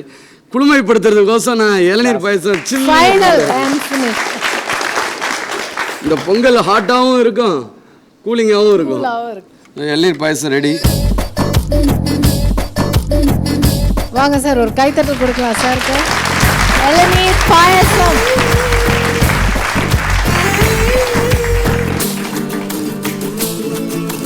நாங்கள்லாம் பண்ண டிஷ்ஷை விட இன்னைக்கு நம்ம அண்ணா பண்ண டிஷ்ஷு அருமையாக இருந்தது. எல்லாரும் சுட சுட கொடுத்தாங்க. ஆனால் கோல்டாக அப்படி கொடுக்கலாங்கன்னு சுந்தர் தான் முதல்ல காமிச்சிருக்காப்புல. இந்த பொங்கலுக்கு இந்த இளநீர் பாயசம் குளுமையாக இருக்கிறதுக்கு ரொம்ப happy. Okay okay, thank you very much. அதாவது சென்னையும் குளுமை, பாயசமும் குளுமை. நன்றி நன்றி சார், நன்றி. நான் சொல்லி கொடுத்ததை விட நீ ரொம்ப நல்லாவே பண்ணிருக்கப்பா. ஹாப்பி பொங்கல். பாராட்டு வேணும். பாயசத்தில் எத்தனை வகைகள் இருக்குன்னு சொல்லலாம்? 100கணக்கான பாயசம் இருக்குது. தேங்காய் அரிசி பாயசம் தமிழ்நாட்டில் ரொம்ப ஃபேமஸ். வெறும் பச்சரிசி தேங்காய் இதை வச்சு அரைச்சி வெல்லம் போட்டு பண்ணுவாங்க, எல்லா வீடுகள்லையும் பண்ணுறது. கல்யாண பாயசம்னு சொல்லுவோம். கல்யாண பாயசம் இப்போ மறந்தே போயிட்டாங்க ஜனங்க. இப்போ இங்கேயுமே கல்யாண பாயசமே கிடையாது, முக்கால்வாசி மறந்து போயிட்டாங்க. கல்யாண பாயசம்னா வெறும் பைத்தம்பருப்பு வெல்லம் போட்டு அதில் கொஞ்சமாக தேங்காய் பால் சேர்த்து பண்ணுறது தான் அது வந்து பைத்தம்பருப்பு பாயசம். அதே மாதிரி பால்ட பிரதமன், சக்கப்பிரதமன், அதே மாதிரி இப்போ சக்கப்பிரதமன் வெள்ளத்தில் பண்ணலாம். அது மாதிரி அடப்பிரதமன் இருக்குது. அடப்பிரதமனும் வெள்ளத்தில் பண்ணுறது தான், வெல்லம் தேங்காய் பால் சேர்த்து பண்ணுறது. அதே மாதிரி இப்போ மாம்பழ பாயசம், அவல் பாயசம், சேமியா பாயசம், பால் பாயசம், ரவை பாயசம். இதில் இன்னும் பழைய காலத்து ஐட்டம் கசகசா பாயசம்னு ஒன்று இருந்தது. கசகசால பாயசம் கூட பண்ணுவாங்க. நம்ம கசகசா வறுத்துட்டு அது ஒரு பாயசம், அது ஒரு வாசனையே தனி ருச்சி, தனி வாசனை. அது மாதிரி கோதுமை பாயசம், அது மாதிரி நிறைய வகை சொல்லிகிட்டே போகலாம். நிறைய இருக்குது, லிஸ்ட்டு நிறைய இருக்குது. இப்போ நான் வெள்ளை வகையை சொல்லிட்டேன், இவர் வந்து சக்கரை வகையை சொல்லுவார். இப்போ சக்கரை பாயசம், அடுத்தது பால் பாயசம், அடுத்தது ஜவ்வரிசி பாயசம், அடுத்தது அவல் பால் பாயசம், ரவை பால் பாயசம், பாதாம் பால் பாயசம். இந்த மாதிரி சர்க்கரையை போட்டு எல்லா இந்த வகைகள்லாம். ஃப்ரூட் ஜெல்லி பாயசம்னு ஒன்று பண்ணலாம். ஃப்ரூட் ஜெல்லி, ஆமாம். புளிப்பு இல்லாத பழங்களை எடுத்து இந்த பாயசத்தை வந்து பாலில் வந்து ஸ்ட்ராபெரியோடைய கண்டென்ட்டை கொண்டு வந்து, அதாவது ரோஸ் மில்க்கு கண்டென்ட்டை கொண்டு வந்து ஃப்ரூட் ஜெல்லி பாயசம்னு ஒன்று எங்கள் அப்பா ரொம்ப பிரமாதமாக பண்ணுவார். அப்புறம் பாதாம் பருப்பு அரைச்சிட்டு அதை பாலை தனியாக ரபடி அடித்து அதை தனியாக கூல் பேக் பண்ணி ஒரு பாதாம் பால் பாயசம் தரலாம். இந்த மாதிரி சர்க்கரையில் வந்து பல வகையான பாயசங்கள் பிரமாதமாக சொல்லலாம். சுந்தர் சொன்ன மாதிரி நுங்கு பாயசம், பருத்தி பால் பாயசம் ஒன்று சுந்தர் ஒன்று இன்புட் பண்ணிருக்காரு. அதாவது ஜூஸ் டைமுக்கு வந்து எல்லோரும் ஜூஸ் கொடுத்துட்டு இருப்பா, இவன் வந்து பருத்தி பால் ஒன்று கொடுத்து ரொம்ப நல்லா பண்ணிகிட்டு இருக்கான்.